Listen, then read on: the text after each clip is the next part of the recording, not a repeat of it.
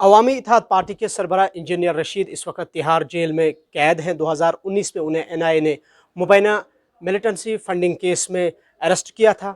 अब चूँकि लोकसभा के इंतखाबात का ऐलान हो चुका है और अगले माह से पूरे इंडिया में आम इंतखाबात हो रहे हैं, और इस हवाले से जम्मू कश्मीर में तमाम सियासी पार्टियों ने अपनी सियासी सरगर्मियाँ ज़मीनी सतह पर तेज़ की है। और इस हवाले से आज अवामी इत्तेहाद पार्टी की जानिब से एक प्रेस कॉन्फ्रेंस का इनेकाद किया गया, जिसमें यह ऐलान किया गया है कि इंजीनियर रशीद जो इस वक्त तिहाड़ जेल में है वो बारामूला कॉन्स्टिट्यूंसी से इंतखाब लड़ेंगे। हमारे साथ है अवामी इत्तेहाद पार्टी के चीफ स्पोक्स पर्सन फिरदौस बाबा साहब। बहुत शुक्रिया फिरदौस साहब आपके वक्त का। आपने कॉन्टेस्ट का ऐलान किया है, इंजीनियर साहब खुद लड़ेंगे। ये बताएं कि वो जेल में हैं तो कैसे ये इस तरीके की डेवलपमेंट्स हुई और अचानक ये अनाउंसमेंट की गई?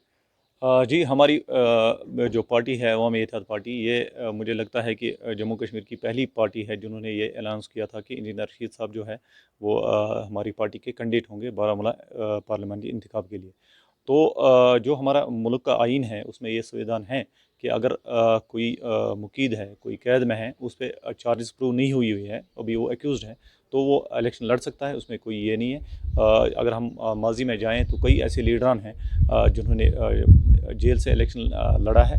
तो उसी कानून का इस्तेमाल करते हुए हम हमारी जो पॉलिटिकल अफेयर कमेटी है हमारी पार्टी की, उन्होंने ये डिसाइड किया कि इंजीनियर रशीद साहब जो हैं वो हमारे कैंडिडेट होंगे बारामूला पार्लियामेंटी इंतखाब के लिए। इस अनाउंसमेंट से पहले क्या इंजीनियर रशीद साहब से कोई गुफ्तगू हुई है, उनके साथ इस हवाले से कोई कोऑर्डिनेशन हुई है, तब जाके अनाउंसमेंट की गई है? ओबियसली जो पॉलिटिकल अफेयर कमेटी होती है उनका जो डिसीजन होता है ये एक बाइंडिंग होती है पार्टी में कि वो फिर उनको ओबे करना ही करना होता है। ऐसा भी नहीं है कि हमने उनसे कंसल्ट नहीं ली हुई है। हमारी जो लीगल टीम है उनसे मुलाकात होती है, तो उनके थ्रू हमने उनसे कंसल्ट लिया हुआ है और वो भी इस चीज़ को एग्री कर रहे हैं कि वो जेल से ही इलेक्शन लड़ेंगे बारामूला कॉन्स्टिट्यूंसी के लिए। हमें याद है कि जब 2019 में इंजीनियर रशीद ने बारामूला पार्लिमानी कॉन्स्टिट्यूंसी से कॉन्टेस्ट किया था तो मोर देन 1 लाख वोट्स उन्हें हासिल हुए थे, लेकिन तब वो खुद ग्राउंड जीरो पर थे। आज वो जेल में है तो कितना चैलेंजिंग होगा और किस तरीके की क्या स्ट्रेटजी अभी तक है? बिल्कुल मुझे फ़र्क नहीं पड़ता है कि हम जेल में हों या जेल से बाहर हों। हम लोगों के दिलों पे राज करते हैं और लोगों को लगता है कि कहीं ना कहीं रेग्रेट है कि इंजीनियर रशीद साहब अगर जीते होते तब 2019 के पार्लियामेंट इंतखाबात में तो सिचुएशंस कुछ अलग होती। शायद वो हमें पार्लियामेंट में रिप्रेजेंट कर रहे होते।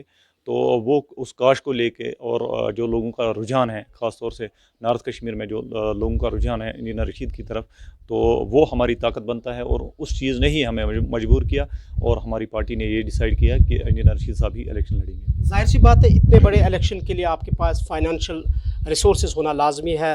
तो आप फाइनेंशियली आप इस पूरे इलेक्शन में किस तरीके की आपकी जो है कोशिशें रहेंगी आगे लाने के लिए? बिल्कुल हम जो हमारे साहिब माल जो हैं, हमारे कुछ रफ़ीक साहिबान हैं, उनसे हम अपील कर रहे हैं कि हमारी पार्टी को डोनेशन करें।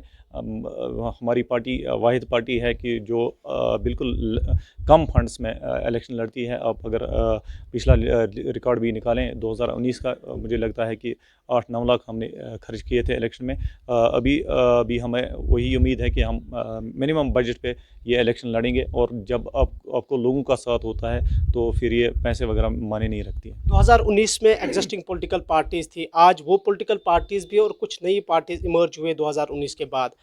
अगर किसी पॉलिटिकल पार्टीज़ ने आपको अप्रोच किया है या अभी तक किया है कि जो आपके साथ इस अलायंस में, इस इलेक्शन में आपके साथ कोalition करे या अलायंस करे?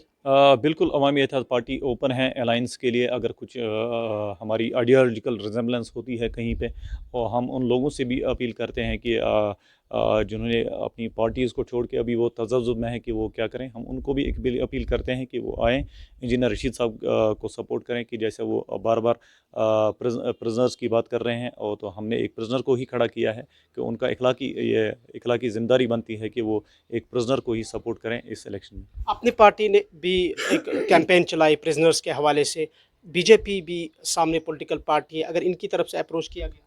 जब मैं पॉलिटिकल रिजेम्बलेंस की बात कर रहा हूँ या पॉलिटिकल पार्टीज़ की बात कर रहा हूँ, मेरा मुराद ये होता है कि जो रीजनल पार्टीज़ हैं हमारी यहाँ की, मैं उनसे मुखातिब हूँ। अगर उनको लगता है कि हमारी कहीं आइडियोलॉजिकल रिजेम्बलेंस है या हम ख्यालों में कहीं हम आहंगी हैं, तो हम उनके लिए ओपन हैं अलायंस करने के लिए। कोई स्ट्रैटेजी बनाई गई है कि आगे लाहेअमल कैसा होगा इलेक्शन में, क्योंकि ये पार्लियामेंट का इलेक्शन है, ऑलरेडी बहुत सारी पॉलिटिकल पार्टीज़ के साथ मुकाबला है। बिल्कुल, ये तो इलेक्शन एक जंग की तरह होता है। आपके पास जो भी वेपन्स होते हैं, पॉलिटिकल वेपन्स होते हैं, वो आपको इस्तेमाल करने होते हैं। और हमारी पार्टी भी एक मुनज़्ज़म पार्टी है। हमारे ब्लॉक सदूर हैं, हमारे जो हल्का सदूर हैं वो हैं, डिस्ट्रिक्ट सदूर हैं, वो काम कर रहे हैं, जो वर्कर्स हैं। और बात यह है कि जो लोग हैं, आम लोग हैं, वो हमारे वर्कर्स हैं और एज़ वर्कर्स हमें काम कर रहे हैं, ग्राउंड पे काम कर रहे हैं। और हमारा जो बड़ा ताकत है वो ये है कि हम यूथ को अपनी तरफ माइल कर सकते हैं। मुझे लगता है कि वो ही हमारी ताकत है सबसे बड़ी, और हम मुझे लगता है कि बड़ा अच्छा प्रदर्शन करेंगे इस इलेक्शन में। आखिर पर ये बताएं कि इंजीनियर रशीद साहब के केस का अभी स्टेटस क्या है और कितनी उम्मीदें हैं उनके रिहाई होने की, इलेक्शन से कबल या इलेक्शन के बाद? हमें उम्मीद है कि वो हमारे बीच में होंगे और हम पॉलिटिकल बैटल लीगल बैटल लड़ रहे हैं। हमारी जो लीगल टीम है वो उस पर काम कर रही है। इसके बारे में कुछ कहना ये कबल अज़ वक्त होगा। ये सिर्फ कोर्ट का जुरिडिक्शन है, ये उसी का जुरिडिक्शन बनता है। और हमें पूरी उम्मीद है कि मतलब कोर्ट भी हमें निराश नहीं करेगा और हमें अदलिया पे पूरा भरोसा है। बहुत बहुत शुक्रिया आपके वक्त का। हमारे साथ थे फिरदौस अहमद बाबा, AIP के चीफ स्पोक्स पर्सन। देखते रहे कश्मीर न्यूज़ ब्यूरो। अल्लाह हाफ़िज़।